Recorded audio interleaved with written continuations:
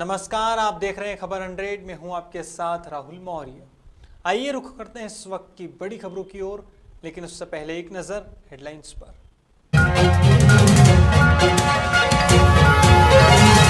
Canara bank officers association की हुई बैठक, बैंकिंग सेक्टर की वर्तमान की स्थिति पर हुई चर्चा।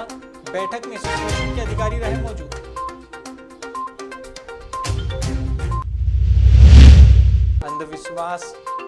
अंधविश्वास का खेल रच रही आरोपी तांत्रिक, लोगों के साथ कर रही लाखों की ठगी। इंदौर में पुलिस ने आरोपी महिला को किया गिरफ्तार। देवास में खाद्य विभाग दिखा सक्रिय, मिठाइयों और रेस्टोरेंट की दुकानों पर की कार्यवाही। आगामी त्योहारों के चलते मिलावट पर रखी जा रही नजर।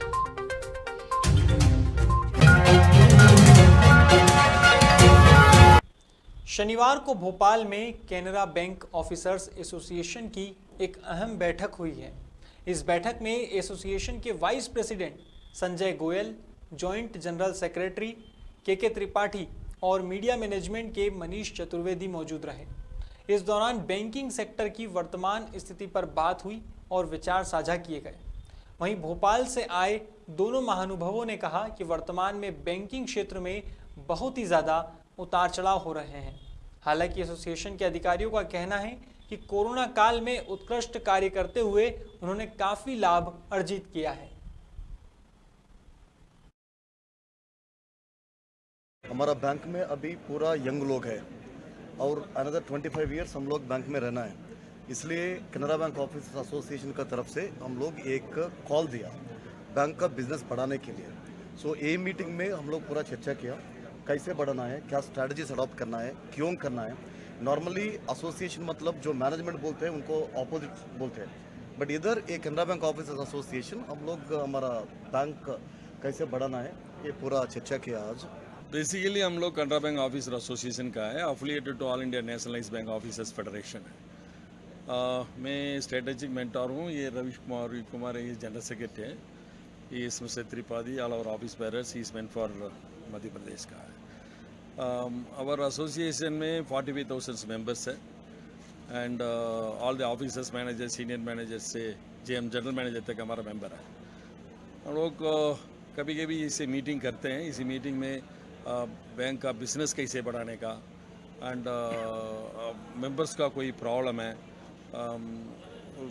वर्क लाइफ बैलेंस कैसे करने का है, वर्किंग एटमॉस्फेयर कैसे इम्प्रूव करने का है, कोई मेंबर्स का एनी डिमांड्स है, उसी बारे में डिस्कस। कुछ वक्त पहले इंदौर के भंवरकुआ थाना क्षेत्र में पुलिस ने एक युवती की शिकायत पर दहेज प्रताड़ना के मामले में केस दर्ज किया था, लेकिन अब जांच के बाद इस मामले में एक नया मोड़ आ गया है। दरअसल नेमावर रोड पर रहने वाली फरहत नाजनीन ने कहा पुलिस से शिकायत दर्ज की थी कि वह और आबकारी अधिकारी विनय रंगशाही साथ में पढ़ते थे।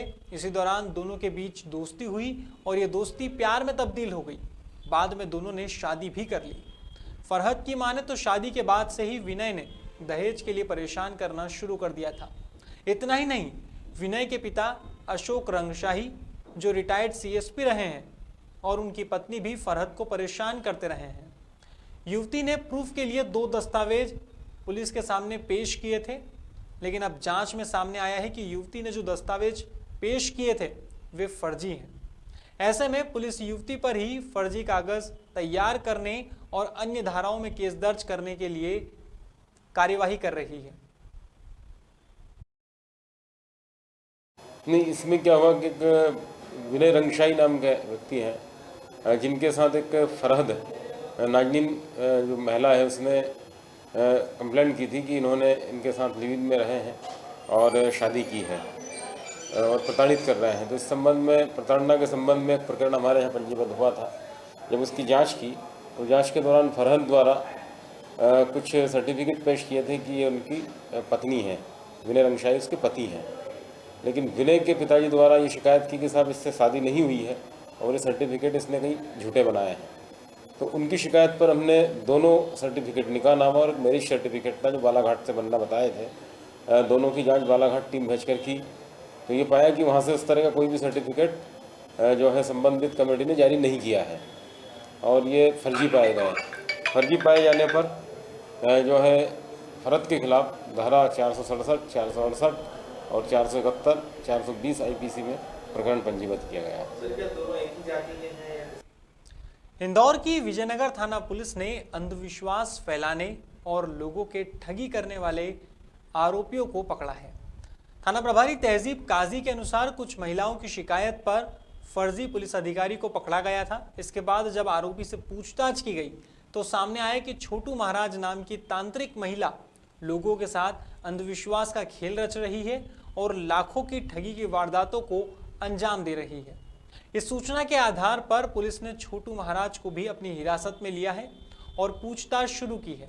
बताया जा रहा है कि आरोपी महिला का अपने पति के साथ विवाद हुआ था और तब से ही वह अपने दोस्त के साथ रह रही है और अंधविश्वास का खेल रच रही है। फिलहाल पुलिस की जांच पड़ताल जारी है।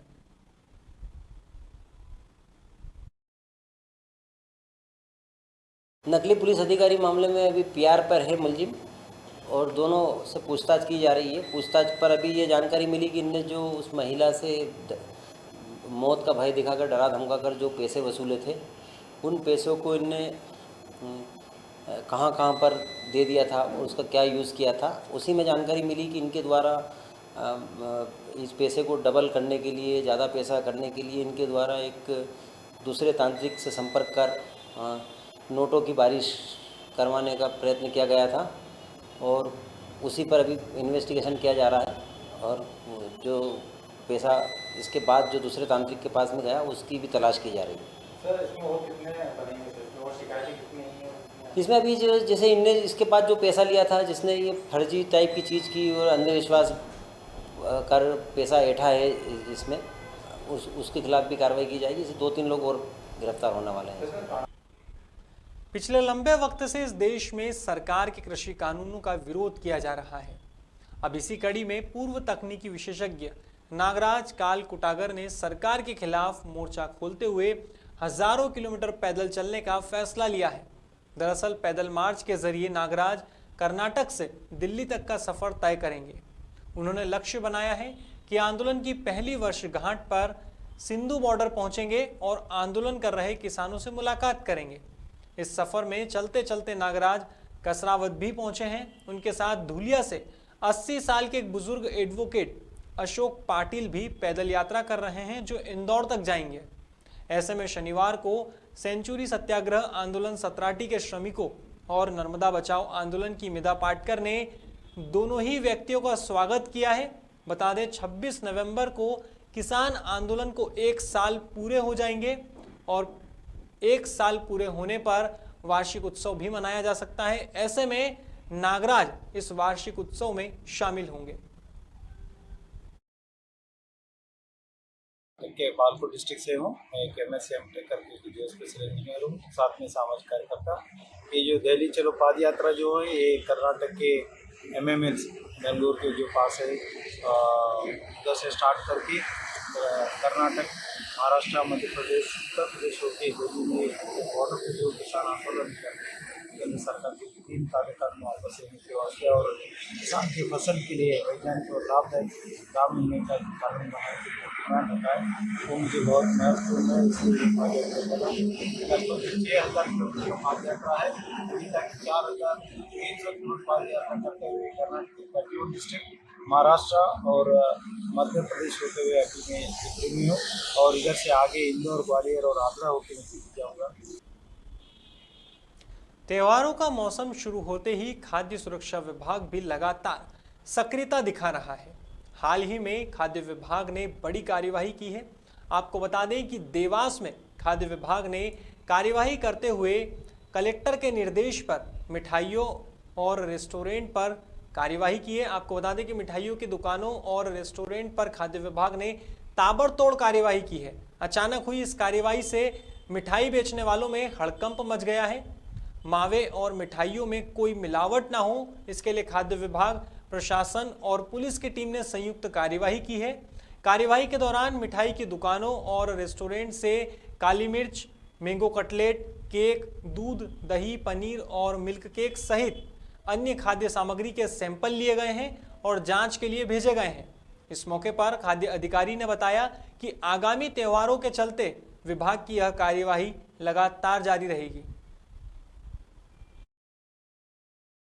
ये त्योहारों के सीज़न को देखते हुए कलेक्टर महोदय के निर्देश पर मिठाई की दुकानों पर और रेस्टोरेंट पर हम लोगों ने अभी कार्रवाई की है। विशेष रूप से मावे और मिठाइयों में कोई मिलावट ना हो, इसके लिए खाद्य विभाग और प्रशासन और पुलिस की संयुक्त कार्रवाई की गई है। यहाँ पे मिल्क सेंटर है, यहाँ पे हम द्वारा त्योहारों को ध्यान रखते हुए कलेक्टर साहब के निर्देशानुसार नमूना कार्रवाई की जा रही है मिठाई और मिठाई से बने खाद्य पदार्थों।